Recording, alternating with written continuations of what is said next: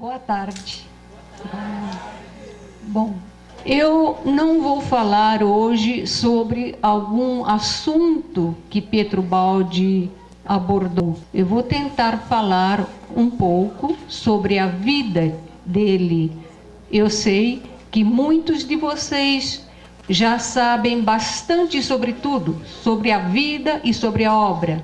Mas, de qualquer maneira, eu espero poder acrescentar mais um pouquinho. E vamos começar, então, com o nascimento de Pietro Baldi. Era uma tarde quente do verão italiano. Na Itália, o verão é de julho e agosto. Começa a final de junho e vai até meados de setembro. Então, era uma tarde quente de agosto. O sol ainda brilhava, mas já ia se pôr, porque lá escurece muito tarde no verão.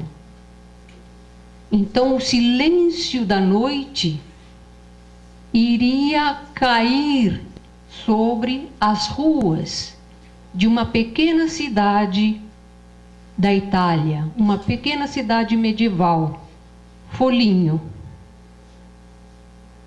Aquelas terras da Úmbria seriam invadidos por um manto de sagrado e de mistério.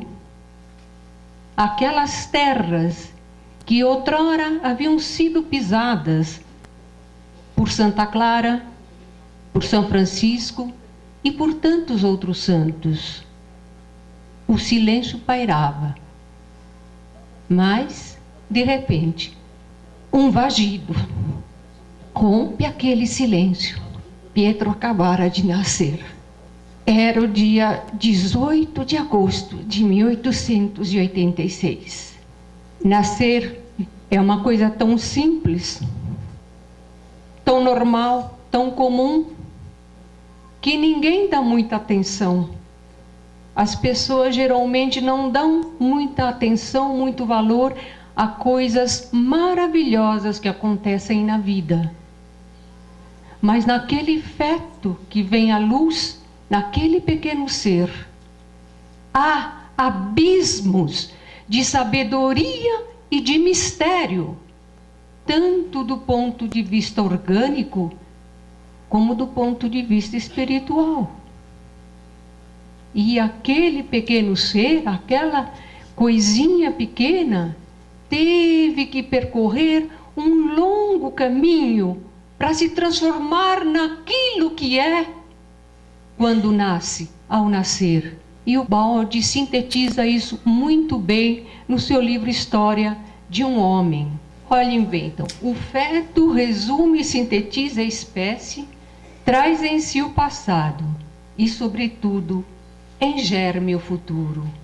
Aquele ser é uma força cósmica, a vida, a força que não se pode deter. História de um homem.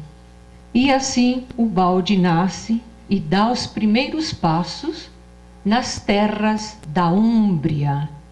E como toda criança, ele tenta descobrir o mundo ao qual pertencia.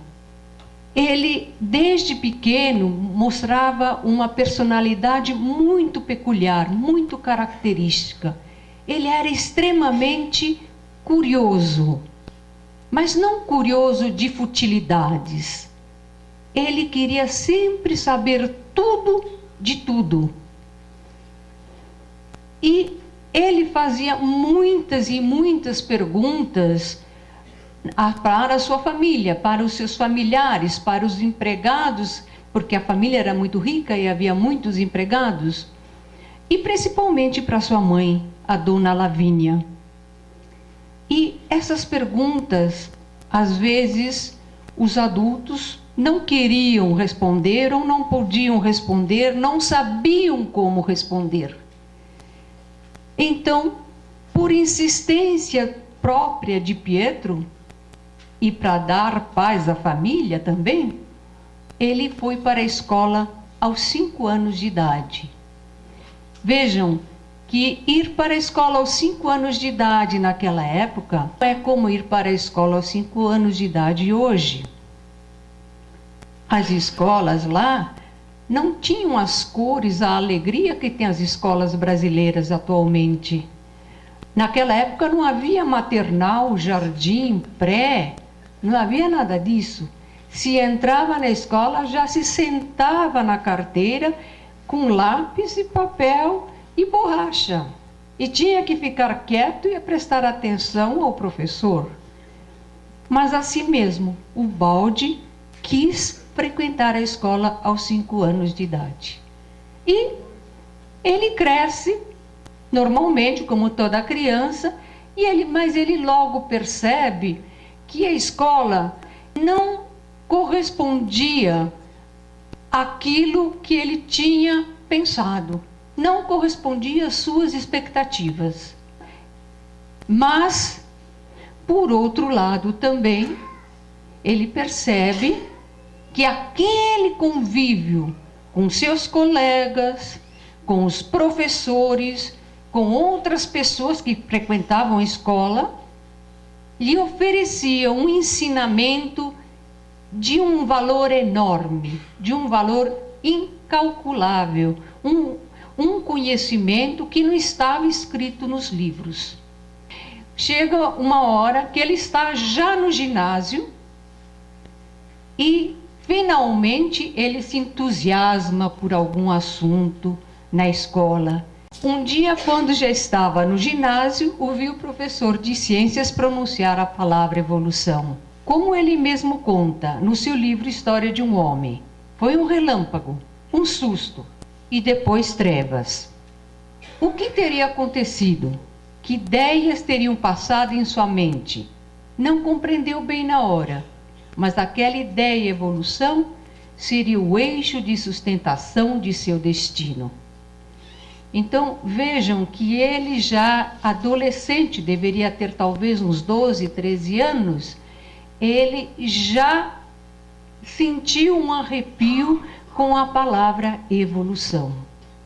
E uma coisa ele também percebeu quando jovem, ainda no ginásio. Ele percebeu que ele tinha uma capacidade perceptiva muito apurada e uma intuição muito grande. E, como eu já disse, ele era uma pessoa extremamente curiosa, queria ir a fundo das questões. Então, ele começou desde jovenzinho a procurar entender essa sua característica, e não só procurar entender, ele procurou aprender a utilizar essa sua capacidade intuitiva. Isso já adolescente. Ele começou a perceber que tinha essa grande intuição e começou a treinar essa sua intuição.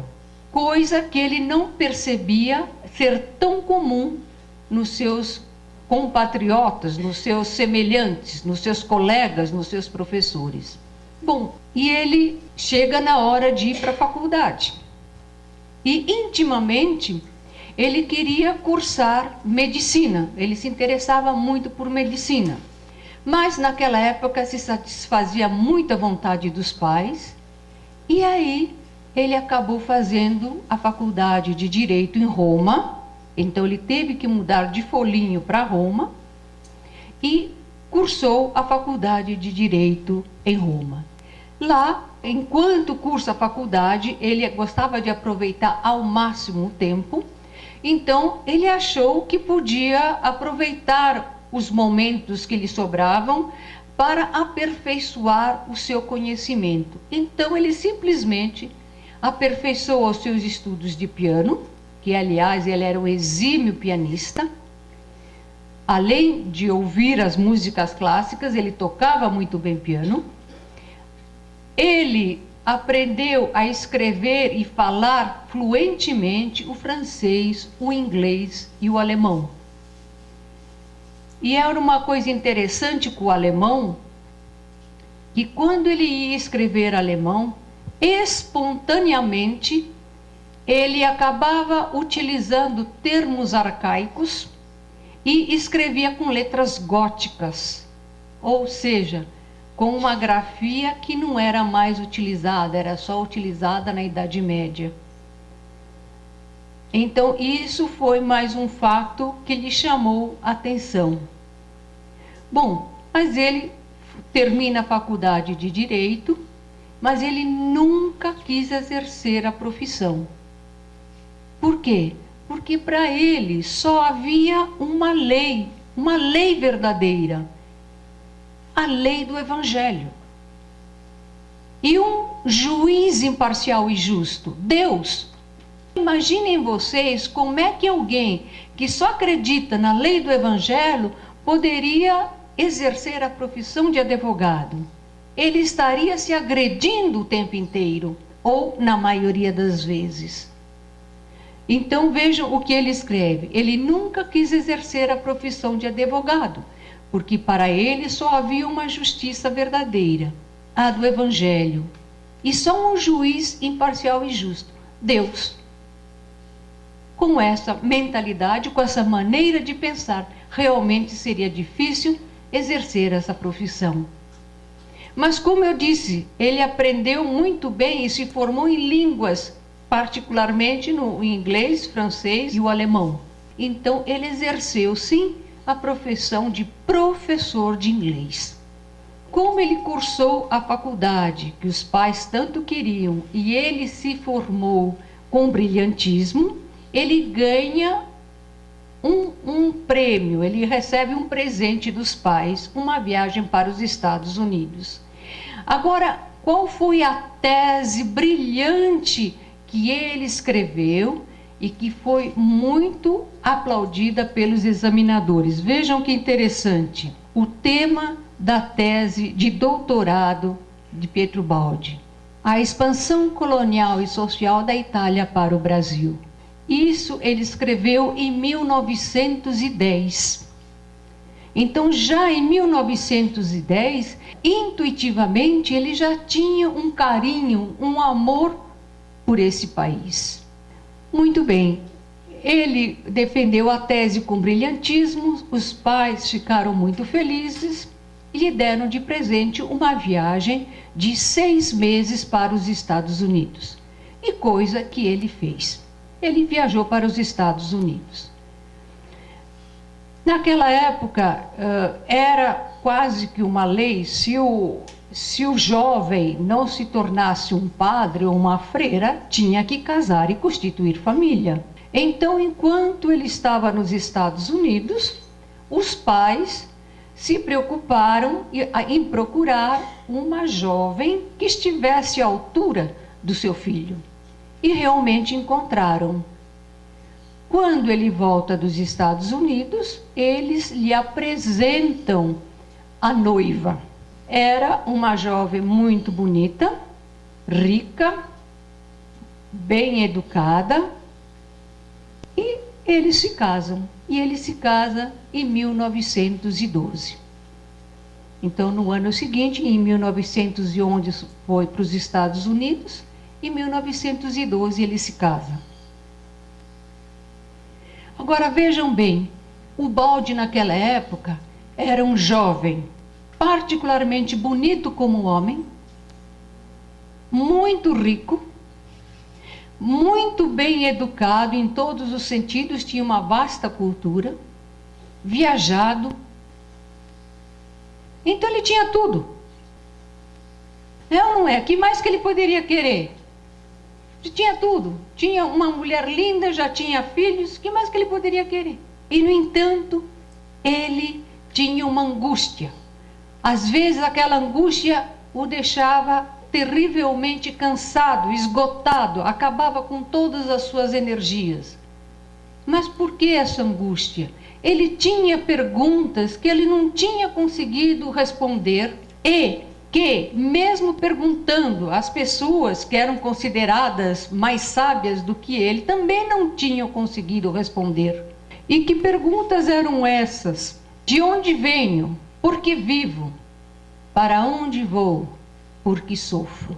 Então, depois de muito tentar encontrar as respostas, procurou as respostas na ciência, usando só a razão, procurou as respostas na religião, procurou as respostas na vida, também analisando fatos da vida. Ele chega à conclusão, real, mas verdadeira, que ele não sabia nada.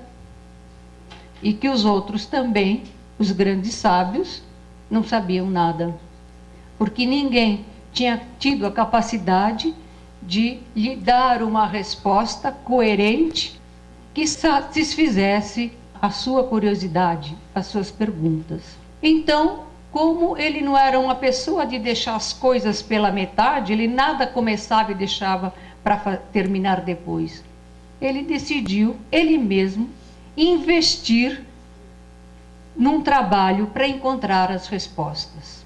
Então, para conseguir responder a esses questionamentos, ele tinha que aprimorar a sua consciência, evoluir. Então veja o que ele escreve: para poder avançar na investigação científica e ver o íntimo das coisas, é indispensável se utilizar o instrumento de pesquisa, a consciência. Ele percebeu que ele tinha que começar a realizar um trabalho para aprimorar a sua consciência. Como ele diz, se quisermos avançar na ciência, se faz necessário não mais apenas microscópios, telescópios e outros instrumentos, mas sim bondade de vida e retidão de intenções, como correntes positivas que pesam sobre o fenômeno. Então não adiantava ter um laboratório super equipado, um mecanismo de ultimíssima geração, se você não tivesse a bondade de coração e a boa intenção. Então ele começa um trabalho intenso de introspecção, de reflexão, de crescimento espiritual. E um dia, quando ele estava andando, ele gostava muito de passear na frente do mar. Ele olhava para o mar assim e às vezes ficava parado muito tempo com os pensamentos distantes. Então, no momento de contemplação diante do mar, ele recebe a intuição que matéria, energia e espírito são a mesma substância. Eu repito, ele intui, ele recebe essa intuição que matéria, energia e espírito são a mesma substância e que a única coisa que as diferencia é o estado cinético. E o que é o estado cinético? É o movimento, ou seja, matéria, energia e espírito são a mesma substância, com a única diferença, o movimento. O movimento na matéria seria rotatório, na energia ondulatório e no psiquismo vorticoso, como um turbilhão. E que se esse movimento parasse, a matéria de todo o universo se reduziria a uma pitada de pó. Imaginem vocês estarem olhando para o mar e vir essa intuição, essa iluminação. Com certeza ele ficou feliz, porque de alguma maneira já tinha uma resposta mais coerente àquelas perguntas. Mas ele não se deu por satisfeito. Por quê? Porque ele queria saber tudo nos mínimos detalhes. Ele queria saber tudo, como acontecia, os pontos limites entre a passagem de matéria para energia e de energia para espírito. Ele, depois dessa iluminação, desta intuição, ele escreve esse livro, A Grande Síntese, durante 4 verões. No verão de 32, de 33, 34 e 35. Por que nos verões? Porque era no período que ele estava mais descansado, com menos trabalho, porque ele dava aula de inglês. Depois dessa intuição, ele escreve muita coisa. Mas vejam que interessante. A obra de Ubaldi, toda a obra, ela se caracteriza por um cunho de ética e de moral. Mas não só isso, se caracteriza por fé e principalmente por amor a Deus.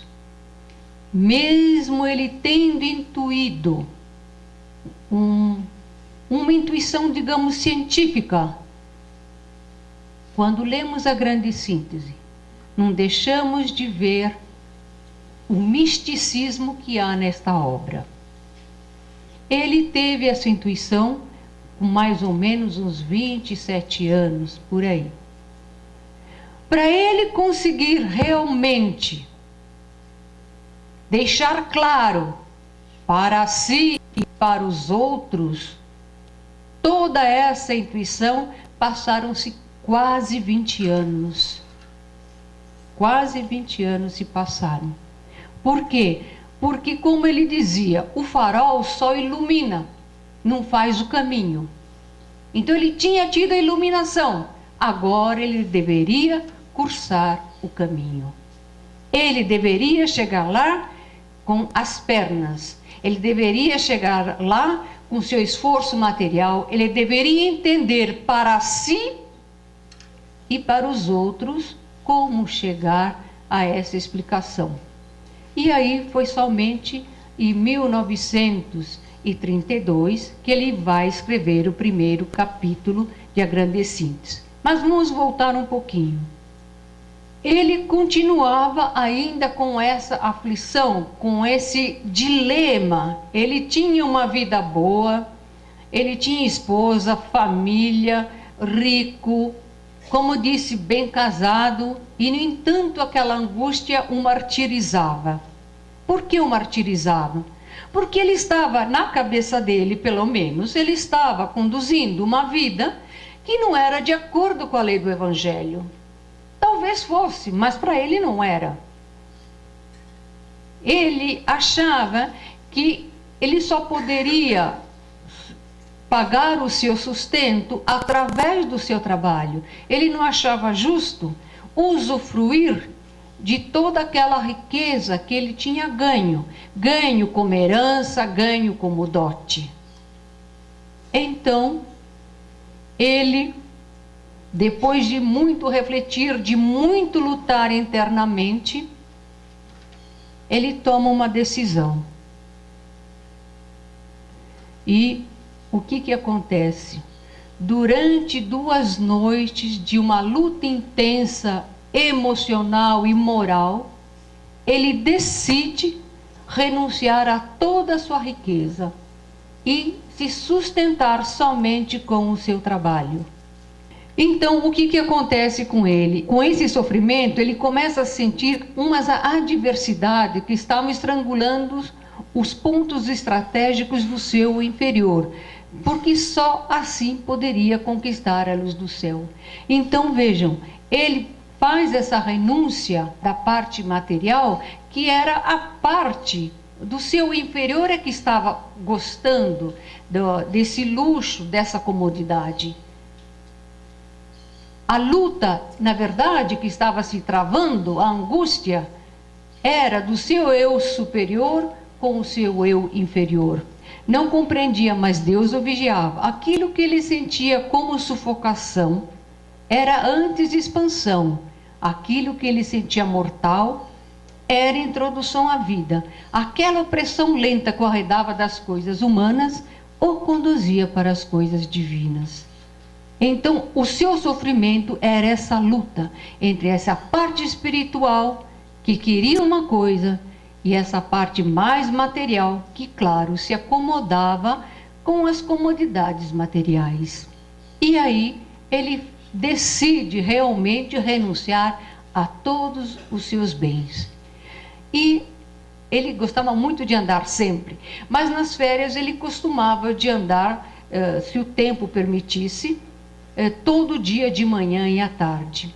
E nas 2 noites que se seguiram à renúncia, ele também sai para andar como de costume. E ele, nessa ocasião, ele estava num lugar chamado Colle Umberto, que é Colina de Humberto. E ele sai para andar, essa colina fica perto de Assis. Para aqueles que foram para Assis, devem ter passado lá perto dessa colina. Ele sai para andar, e o que acontece? Olha, é tão lindo que eu achei melhor copiar como ele mesmo escreve no seu livro História de um Homem. Aquele homem subia a colina com o coração leve, envolvido na euforia de uma grande triunfo espiritual. Que triunfo espiritual! Ele tinha conseguido realmente se desprender de toda aquela riqueza material, que é um triunfo espiritual. Uma espécie de potente vibração, alta tensão, se estava concentrando dentro dele. Ao mesmo tempo, ele sente confusamente que alguma coisa, ainda não perceptível, se estava condensando à sua volta, sem ainda uma forma definida. Então, ele sente alguma coisa acontecendo ao redor dele, com a sua intuição já bem apurada, mas ele não sabia definir o que era. Uma capacidade perceptiva diferente da normal o advertia da presença de outros seres perto dele, vivos, entidades pensantes como ele, mas ainda não conseguia individualizá-las. Continuou a subir a colina, tudo ao redor era silêncio. Sentiu como se sua alma saísse da prisão do corpo, superando, entrando em outra dimensão, onde não há nem espaço e nem tempo. Foi assim, com outro tipo de visão interior, que ele percebeu duas formas ao seu lado, cada uma com sua típica vibração individual que o definia como pessoa. Foi assim que ele pôde logo definir com clareza que à sua esquerda estava a figura de São Francisco e à sua direita a figura do Cristo. Ambos o acompanharam por aproximadamente 20 minutos e depois a visão se desfez. Imaginem vocês estarem andando e de repente perceberem a companhia simples, banal de São Francisco e Cristo andando com vocês. Não é? Não dá para imaginar. Ele conta que não houve colóquio, não teve conversa, não houve transmissão de palavras. Mas era necessário ter?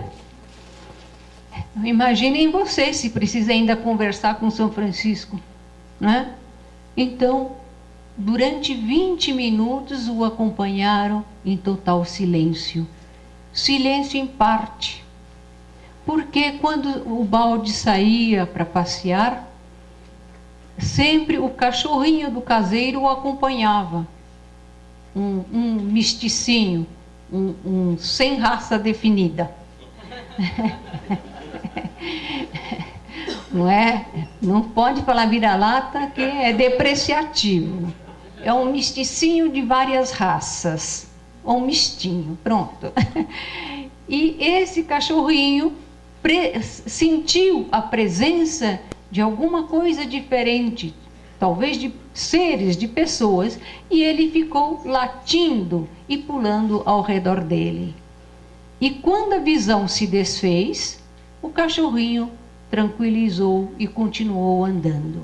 Esse fenômeno realmente foi mais do que uma confirmação para o balde de que ele havia tomado a decisão correta.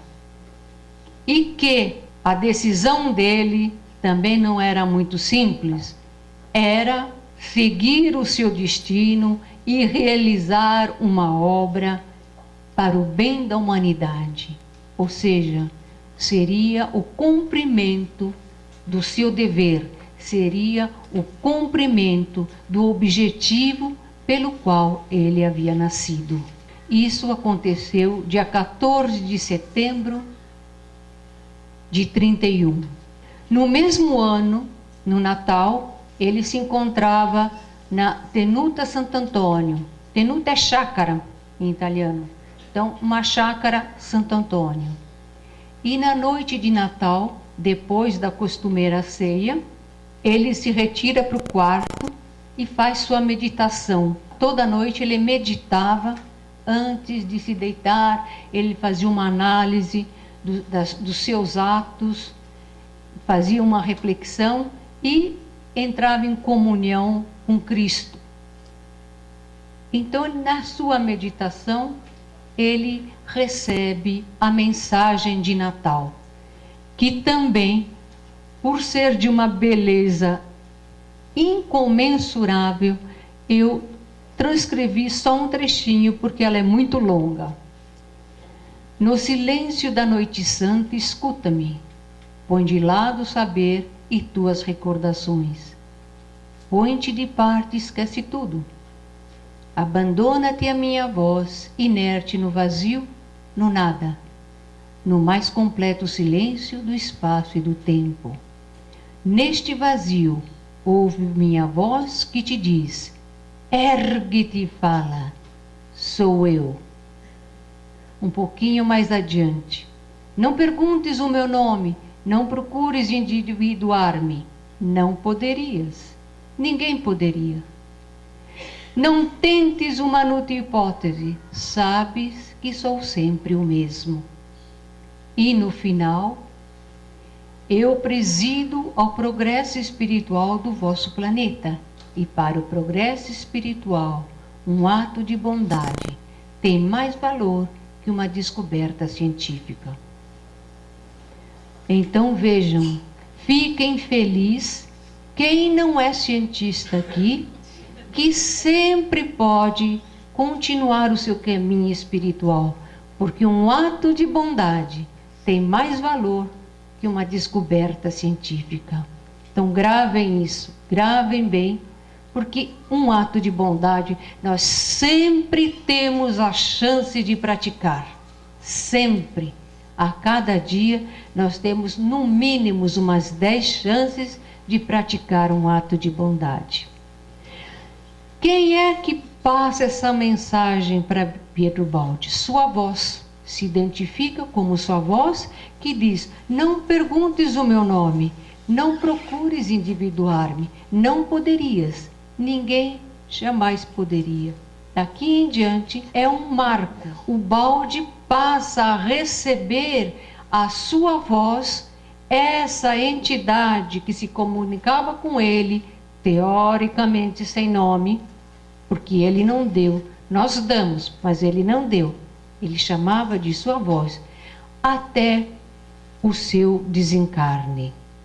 Aqui eu fiz uma relação de algumas datas importantes. Em 86 é o nascimento, em 14 de 9 de 31 a aparição de São Francisco, e essa é a mensagem de Natal. Já no começo do ano seguinte, na Páscoa, sempre da sua voz, ele recebe a mensagem da ressurreição. E ele inicia a escrever a grande síntese.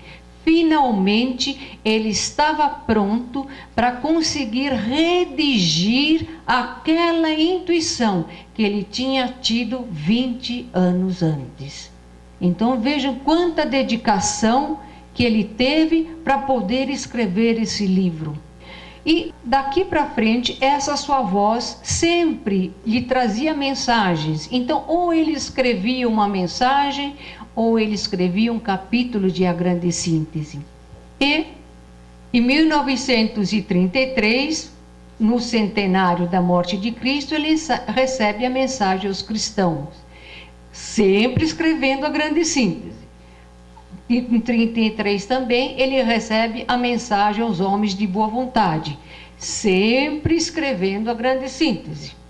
Finalmente, no dia 23/8 de 35, 4 anos depois, ele recebe de sua voz o último capítulo da Grande Síntese, que se intitula A Despedida. Daí para frente, ele sempre escreve outros livros maravilhosos, sempre intercalando com mensagens, que eu não relacionei todas. Em 36, as Nures, e em 37, a Sese Mística. Em 1938, na Europa e no mundo inteiro havia uma grande tensão, porque se ameaçava a Segunda Guerra Mundial. E ele talvez tenha sido por esse motivo, ou talvez porque ele já estava se preparando para escrever um livro extremamente importante, que é a História de um Homem. Ele, no verão de 38, ele vai para a França.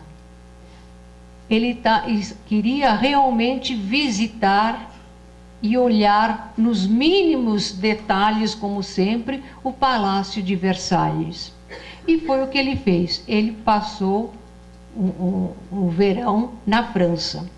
Em 39, infelizmente, como ele já havia pressentido, ele já tinha essa sensação, ele já sabia que a possibilidade da Segunda Guerra era muito grande, ela realmente acontece. Acontece a Segunda Guerra Mundial. Mas ele sente também que aquele sofrimento que ele sentia no ar não era só mundial. Tinha algo mais, alguma coisa de ruim ia acontecer com ele. Não é uma coisa ruim, uma coisa que lhe causaria sofrimento, porque na verdade não tem nada ruim e nada bom. Tem coisas que causam sofrimento e coisas que causam alegria. E de fato é isso que acontece. Os dois livros maravilhosos, a Grande Síntese, que ele tinha demorado 24 anos para escrever, e a Sese Mística, foram colocados pelo Index Prohibitorum pela Igreja Católica. O que é Index Prohibitorum? A Igreja Católica proibia a todos os seus fiéis de lerem esses livros. Talvez vocês achem, mas a Igreja proíbe, eu compro e leio. Mas mais interessante ainda, vamos ver por que ela está proibindo, não é? Mas lá na Itália, ainda mais naquela época, a cabeça das pessoas é muito diferente. Em primeiro lugar, que lá não tem essa variedade de religiões. Lá se é católico e ponto, ou então ateu. Não tem essa história de eu sou católico, eu sou espírita, eu sou budista. Hoje já é diferente, mas naquela época, quando eu era criança que estava lá, não se tinha a possibilidade de ter outra religião na Itália.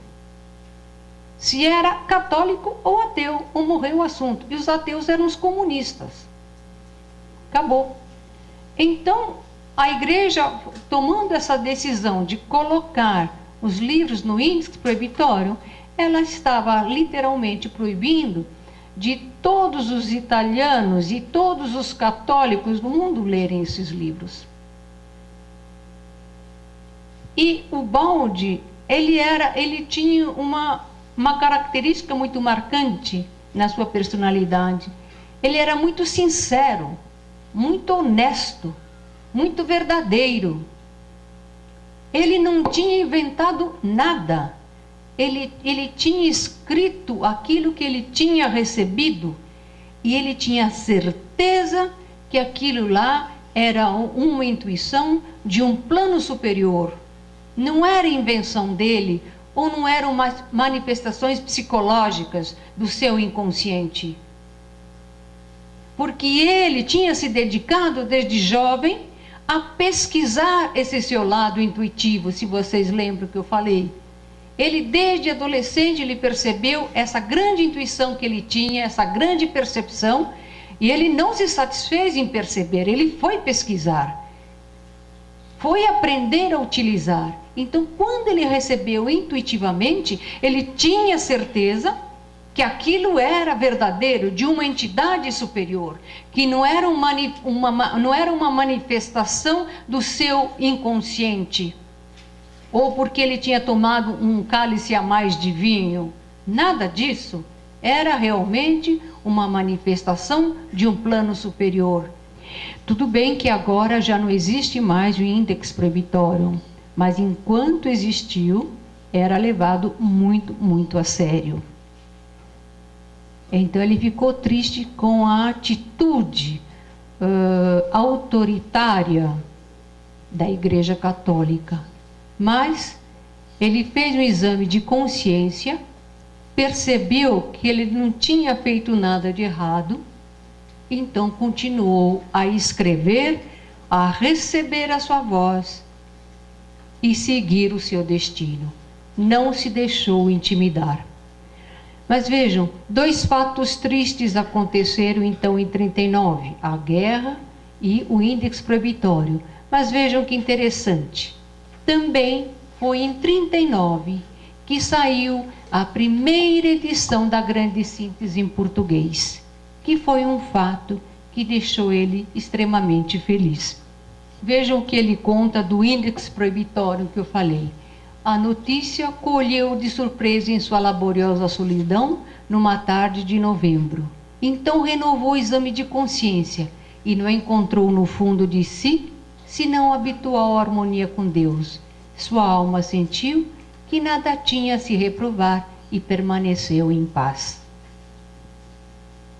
Mas ele ficou triste. Aliás, ele ficava muito triste toda vez que ele deparava com o erro de outras pessoas. Era como um pai que fica triste quando vê que o filho erra e que o filho vai sofrer.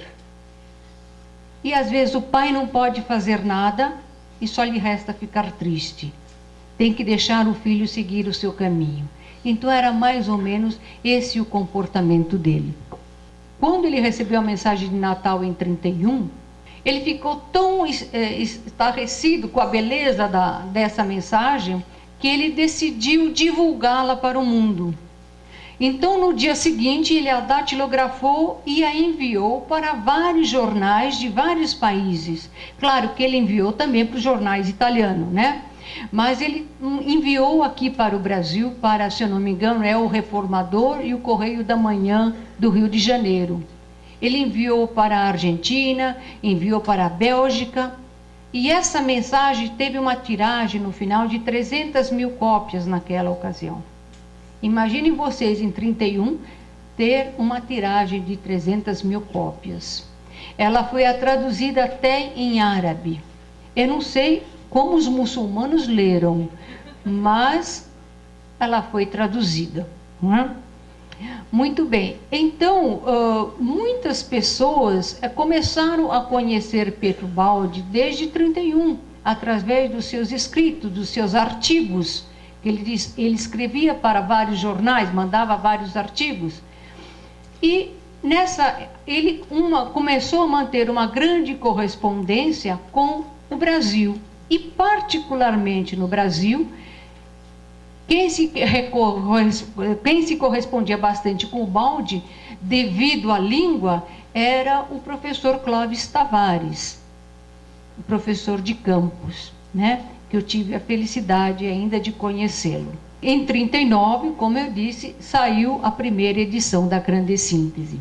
Nessa época, ele já se correspondia bastante com brasileiros e com pessoas de outros países. Em 1941, ele escreve o livro História de um Homem. Em 43 a 46, e assim vai escrevendo. E sempre escrevendo, intercalando entre os livros, artigos e correspondência. Ele escrevia o tempo inteiro. Muito bem. Quando chega em 1950, ele recebe um convite do Brasil, através desse professor Clóvis Tavares, para vir dar um ciclo de palestras aqui. Um ciclo de palestras, na verdade, não eram 4 ou 5, foram mais de 20. Então, ele recebe esse convite em 1950, que ele aceita, apesar de que, naquela época, vir da Itália para o Brasil significava uma viagem de mais de 30 horas.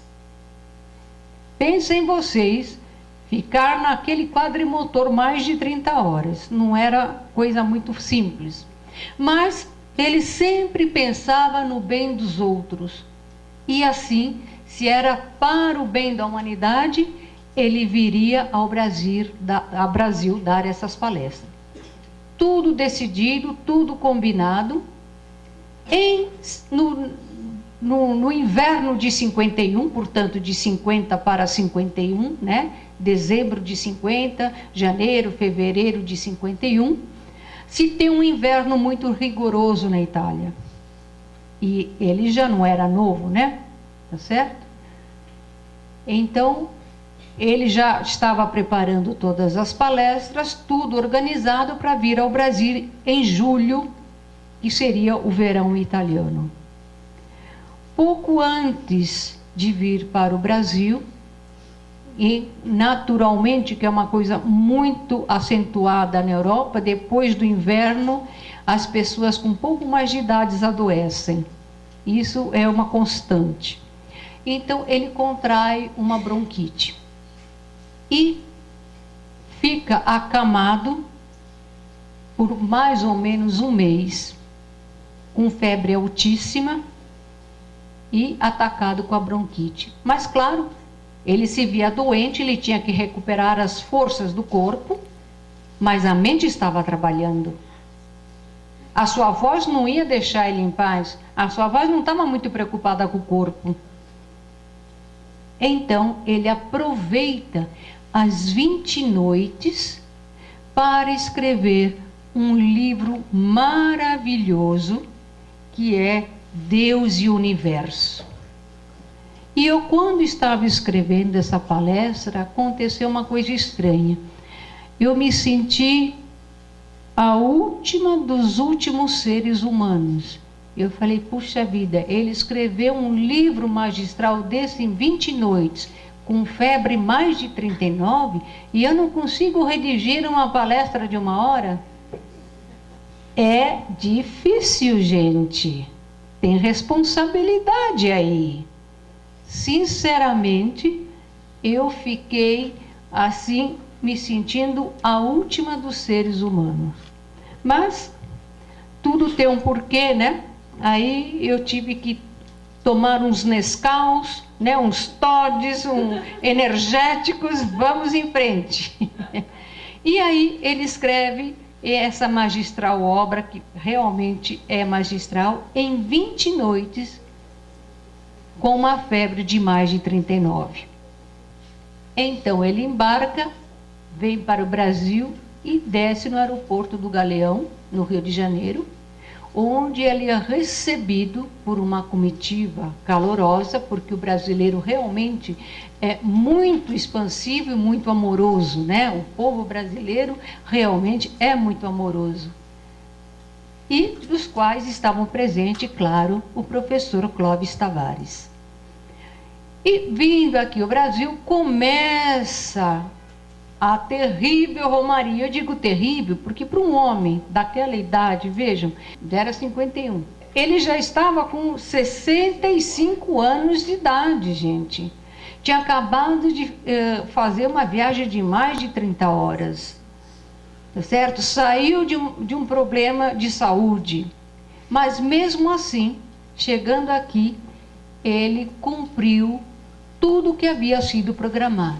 Viajou de norte a sul pelo Brasil, em todas as cidades que parava, dava palestras e atendia, porque as pessoas, claro, que a gente entende, veio uma pessoa dessa magnitude, todos queriam conhecê-lo, abraçá-lo, beijá-lo, tocar na mão, tocar no pé, enfim, todos queriam encostar o dedinho em Ubaldi.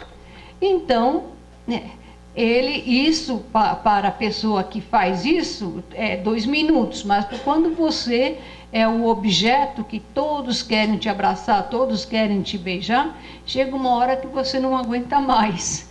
Mas Ubaldi cumpriu direitinho o seu programa. Terminado o ciclo de palestras, antes de voltar para a Itália, os brasileiros se apaixonaram por Ubaldi e Ubaldi se apaixonou pelos brasileiros. E aí, ele recebe o convite de vir morar no Brasil, que ele aceitou desde que pudesse vir com a família. A família que ele se referia era o núcleo mesmo familiar, a esposa, a filha e as netas. E tudo bem, prometeram que lhe dariam casa, a possibilidade de sustento, tudo. Então ele chega na Itália com a notícia do convite para vir morar no Brasil. A família recebeu o convite de braços abertos, porque na Itália, naquela época, pós-guerra, era tudo muito, muito difícil. Tá? Então, e ainda mais, com os livros ainda no índex, que tinham magoado tremendamente o Baldi, não teve problema. A família, não, vamos para o Brasil. E assim começaram os preparativos para toda a família vir para o Brasil, coisa que aconteceu no final do ano de 52. Mas, antes de deixar a Itália, ele quis fazer uma visita a um local importante para ele. Ele foi para Roma, nós morávamos em Assis naquela ocasião. Ele foi para Roma e com seu amigo Alessio Galati, que já desencarnou, ele pediu para que fosse visitar o Carcere Mamertino. É uma prisão de Mamertino. Era uma prisão que fica perto do Coliseu e onde ficaram presos os cristãos na época da perseguição dos romanos. E lá ele se virou para o seu amigo Alessio Galati e falou: aqui eu estive preso com Paulo na época em que fomos perseguidos como cristãos. Então, aí é uma confirmação de quem ele tinha sido. Aí ele embarca para o Brasil e nós chegamos no Brasil em 8 de dezembro de 52. Uma coisa interessante na vida de Ubaldi é que as datas sempre têm que haver com uma coisa religiosa, uma coisa mística, uma coisa santa. Se vocês repararem nas datas, sempre aquele dia teve alguma coisa no passado ou é a comemoração de outra coisa. Chegamos no Brasil e agora as esperanças são muitas, mas a vida na Itália tinha sido difícil por muitos motivos. Guerra, índex, a renúncia dele, tudo bem. Mas aqui no Brasil também foi difícil. Foi muito difícil. E por que foi difícil a vida aqui? Porque muitas pessoas que se mostraram simpáticas, amigas, admiradoras da obra, que haviam feito muitas promessas, na verdade, eles queriam utilizar o Baldi e sua obra em benefício próprio, para tirar vantagens. E quando isso ficou difícil, se tornou difícil, lhe viraram as costas. E mais, às vezes, até tentavam falar mal. E aqui no Brasil, então, vejam, para ele poder continuar a obra que ele tinha decidido concluir lá em 31, quando ele fez a renúncia, que foi uma confirmação que ele ia seguir o seu destino e terminar a sua obra, ele veio para o Brasil para concluir essa obra. E para que isso acontecesse, ele precisava de paz de espírito, de tranquilidade. Então não teve outra alternativa senão a sua filha Agnese e seu esposo tomarem a posição de guardiães de Pietro Baldi. E foi o que aconteceu. A sua filha Agnese foi a bengala de Pietro Baldi. Foi uma verdadeira Joana d'Arc. Ela o defendia com unhas e dentes contra as pessoas que queriam se aproveitar. Claro que ela sempre respeitava e deixava os verdadeiros amigos, verdadeiros admiradores, que nós temos um aqui, se aproximar. Certo?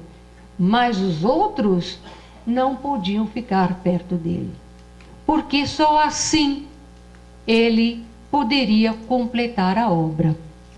E aqui no Brasil, então, ele foi acusado de muitas coisas, tá certo? De coisas que nunca aconteceram. Então, ele escreve para todos os brasileiros: apresento-me como homem. A autoridade que me inspira mediunicamente e sobre mim exerce autoridade no pensamento e na ação, deve ter um representante terreno, alguém que assuma todo o peso de luta e de responsabilidade, que totalmente se expunha, moral e fisicamente, aos perigos de uma realização novíssima, ao trabalho que toda grande conquista e todo progresso impõe, a necessária atenção para ultrapassar todos os obstáculos. Então, ser representante da sua voz não era uma coisa tão simples, porque nós temos problemas normais como homens e mulheres e pessoas encarnadas. Então aqui, olha, alguém que assuma todo o peso da luta e da responsabilidade. Era uma luta realmente conseguir realizar a obra e uma responsabilidade maior ainda. Ele tinha que ser totalmente fiel àquilo que recebia e transcrever de uma maneira que nós, seres humanos mortais, entendêssemos. Porque não era exatamente escrever, talvez, como ele recebia. Era um lampejo. Vocês sabem que quando a pessoa tem uma intuição, a intuição é uma coisa plena, não é linear. Mas nós escrevemos com a lógica linear. Nós escrevemos uma palavra depois da outra. Mas a intuição é quase que esférica. Ela tem várias dimensões, tem várias medidas, e nós nunca conseguimos, por mais que a gente se esforce, transcrever no papel aquilo que nós intuímos. Sempre falta alguma coisa. Então, para que ele pudesse realmente transcrever aquilo que ele recebia, ele precisava de paz e tranquilidade. E isso ele conseguiu através de muita, muita, muita dedicação da filha e do seu marido. Nada possuo além do meu trabalho para viver e da minha obra para triunfar no bem. Dentro de mim e acima de mim, porém, vibra uma voz que infunde respeito, que me arrasta e a todos irresistivelmente arrastará. Voz que escuto e que devo obedecer. Bom, uma característica que ele tinha era de que ele recebia os títulos da obra, às vezes muito antes dele escrever a obra. E ele já havia recebido o título do seu último livro, que seria o livro Cristo. Mas ele ainda não tinha escrito o livro Cristo. Ele recebeu o título. E aí, uma pessoa foi entrevistar Pietro Baldi e perguntou sobre o livro Cristo. E ele diz o seguinte: o livro Cristo será o coroamento da obra, o vértice da pirâmide e também o ponto final da minha vida e o término da minha missão. Agora vejam que interessante. Nós morávamos em São Vicente nessa ocasião, e em São Vicente no verão é particularmente quente. E ele passava muito mal com o calor, ele sofria muito com o calor, né? Nessa altura ele já estava velhinho, bem velhinho. Então, com muito sacrifício, a Agnese conseguiu, com a ajuda inclusive do arquiteto Julieto, que já está desencarnado, construir uma casinha em Cotia, no município de Cotia, né? Na Granja Viana. E era lá que ele ia passar o verão. E ele iniciou a escrever o seu último livro, o livro Cristo, nesta casinha onde se passava o verão. Era uma casinha bem simples. Mas olhem que interessante. A Granja Viana é um bairro grande que ocupa, hoje ele é um bairro assim, já de classe média boa. Na época só tinha chácaras. E o local onde essa casa fica até hoje se chama também Chácara Santo Antônio. Então, a primeira mensagem de Natal foi na Chácara Santo Antônio, na Itália. E o último livro dele também foi escrito, pelo menos iniciou, que depois ele continuou a escrever em São Vicente, na Chácara Santo Antônio. Então, como eu disse, percebam bem a cronicidade de todos esses fenômenos. Muito bem, ele já estava velhinho, ele tinha dificuldade em escrever, então muita coisa ele gravava. Ele tinha um gravador daqueles antigos, né, com 2 rolos de fita, e aí depois a Agnese transcrevia, datilografava os livros que ele escrevia.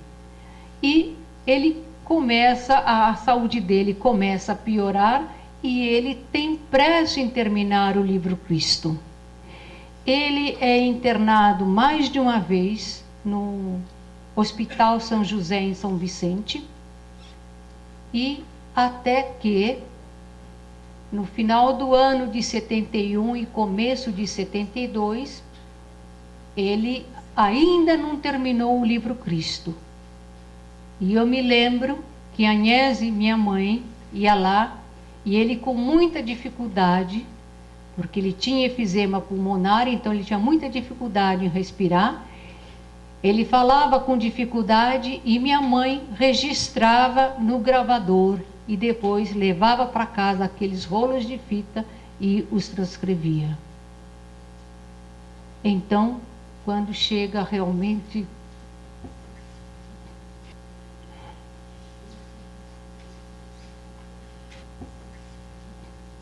chega no dia 29 de fevereiro de 72, às 0h30, a sinfonia está escrita, o cântico emudece para ressurgir em outras formas, em outros lugares. A voz apaga-se, o pensamento se afasta de sua manifestação exterior. Na profundeza, para seu centro no infinito. Entre você e o nosso queridíssimo Pietro Baldi, existe uma relação mediúnica ou espiritual? Sim, mas não pensem vocês que ele vem para me abraçar e dar beijos. Ele costuma vir para orientar de uma maneira até às vezes dura. Como aconteceu anos atrás, quando ele veio até meio zangado falar comigo, mas ele estava tão nítido, e ele falou: você tem o trabalho de cuidar bem do meu Cristo. E isso ficou muito gravado, porque, em primeiro lugar, eu não sei como cuidar do Cristo. Em segundo lugar, mesmo não sabendo, eu posso imaginar que deve ser uma tarefa sobre-humana, coisa que eu não me vejo a essa altura. Então, é muito difícil. Às vezes, eu pude entender melhor depois disso o sofrimento do meu avô e a responsabilidade que ele teve com a obra. porque você seguir as palavras, a orientação de uma entidade tão superior, eu não posso imaginar, não consigo imaginar, está além da minha capacidade. E uma coisa que eu falei no começo hoje foi muito verdadeira. Eu me senti a última das pessoas quando eu não conseguia redigir essa palestra, porque eu chorava. Enquanto meu avô escreveu um livro magistral, Deus e o Universo em 20 noites, doente. Olhem a diferença. Ele escreveu um livro daqueles em 20 noites e eu não conseguia redigir uma palestra de 1 hora. Aí comecei a medir o meu potencial e eu cheguei a uma triste conclusão, que ele não fez uma boa escolha. Mas, de qualquer maneira, eu vou tentar me esforçar. Foi dito aqui, há uns dias atrás, por um amigo espiritual, que Pietro Baldi havia confirmado a sua presença neste congresso. Você, com a sensibilidade que Deus lhe deu, pôde, neste congresso, até o momento, sentir a presença do seu avô? Com certeza. Dele e de mais algumas entidades maravilhosas, não só dele. Você não quer que nomeie, né? Microfone para suas palavras finais. Bom, gente, eu só posso agradecer a presença de vocês. Como eu falei ontem, eu fico muito feliz em ver cada vez mais pessoas interessadas na obra de Ubaldi. Porque estar interessada na obra de Ubaldi significa estar interessado na humanidade, no bem da humanidade. E é esse o nosso objetivo, tentar melhorar o mundo, tentar diminuir o sofrimento desnecessário, não o necessário. Tem 2 tipos de sofrimento. Aquele que nos faz crescer espiritualmente, vocês devem desejar. Agora, aquele que não leva a nada, esse é tempo perdido. Então, esse é desnecessário. Então, muito obrigada por terem me ouvido e terem tido a paciência de estarem aqui enquanto eu estava com os meus chiliques. Tá? Obrigada.